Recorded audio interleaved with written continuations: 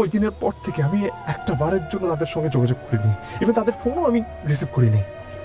শুধু অপেক্ষা করেছিলাম যে এই দলিলটা আমার হাতে আসবে আর নিজ হাতে তাদের সামনে দলিল নিয়ে দাঁড়াবো, আর আমার অবস্থাটা আমি তাদের সামনে ব্যাখ্যা করবো। আমি এত টাকার মালিক, জীবনে কখনো বাপের লোকে বেইমানি করবেন না। তোকে তুমি কিছু দিয়ে যেতে পারিনি, কিছু না। আব্বা এসব কেন বলতেছেন? আসসালামু আলাইকুম বন্ধুরা। কি শুনলাম, ফাহাদ কি তবে সত্যি তার বাবার শেষ স্মৃতিটুকু চিরতরে হারিয়ে ফেলল? সায়রার এক চরম অপমানে কি তবে ধূলিসাৎ হয়ে গেল একটি সাজানো গোছানো পরিবার? সায়রা যখন ফাহাদের অফিসে গিয়ে তাকে বিশ্বাসঘাতক বলে গালি দিল, তখন ফাহাদের পাল্টা জবাবে স্তম্ভিত হয়ে গেল সবাই।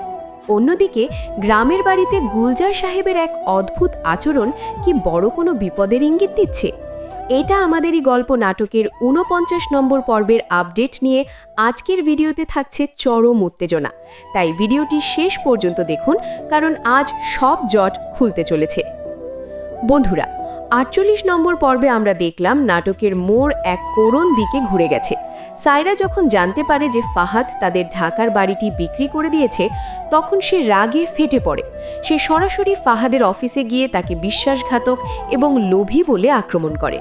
কিন্তু ফাহাদও কিন্তু ছেড়ে কথা বলেনি। সে সায়রাকে মনে করিয়ে দেয় যে সায়রাই তাকে অপমান করে টাকার জন্য চাপ দিয়েছিল, আর সেই টাকা জোগাড় করতেই সে নিজের বাবার বাড়ি বিক্রি করতে বাধ্য হয়েছে। তবে আজকের পর্বের সবচেয়ে আবেগঘন দৃশ্য ছিল আবুলকে নিয়ে। আবুল এতদিন জানত না যে ফাহাদ তাদের ঢাকার বাড়িটা বিক্রি করে দিয়েছে, কিন্তু ফারহানার সাথে সায়রার সেই কথোপকথনের পর যখন আবুল সব জানতে পারে, সে সামিরের মায়ের কাছে গিয়ে যে কথাগুলো বলেছে তা শুনলে যে কারো চোখে পানি চলে আসবে। আবুল আক্ষেপ করে বলে, আপনারা আমাকে কি এতটাই পর ভাবেন যে এই বড় খবরটা আমাকে জানাননি? সে আরও বলে, ফাহাদ চলে গেছে তো কি হয়েছে, সামির আছে, আর আমি তো আপনাদের ছেলের মতোই আছি।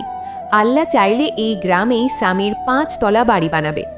আবুলের এই ভালোবাসা আমাদের শিখিয়ে দেয় যে রক্ত নয়, বিপদে পাশে থাকাই আসল আত্মীয়তা। বন্ধুরা, আগামী ৪৯ নম্বর পর্বে আপনারা এক অভাবনীয় দৃশ্য দেখতে পাবেন।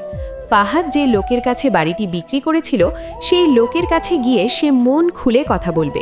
সে তাকে বোঝাবে যে এই বাড়িটি কেবল ইট পাথরের দেয়াল নয়, এটি তার বাবার শেষ স্মৃতি। ফাহাদের এই আবেগ দেখে বাড়িওয়ালা মুগ্ধ হয়ে যাবেন, কারণ তিনি নিজেই স্বীকার করবেন যে তিনি আজ এত সম্পদের মালিক হয়েছেন কেবল তার বাবার দোয়া আর আদর্শের কারণে। তাই ফাহাদের পিতৃভক্তি দেখে তিনি বাড়িটি ফেরত দিতে রাজি হয়ে যাবেন। দলিল হাতে পেয়ে ফাহাদ মীরার সামনে কান্নায় ভেঙে পড়বে।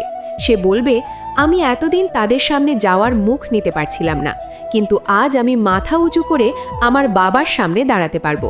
কিন্তু বন্ধুরা, ফাহাদ যখন সব ঠিকঠাক করে গ্রামে পৌঁছাবে, তখন কি সে তার বাবাকে জীবিত অবস্থায় পাবে?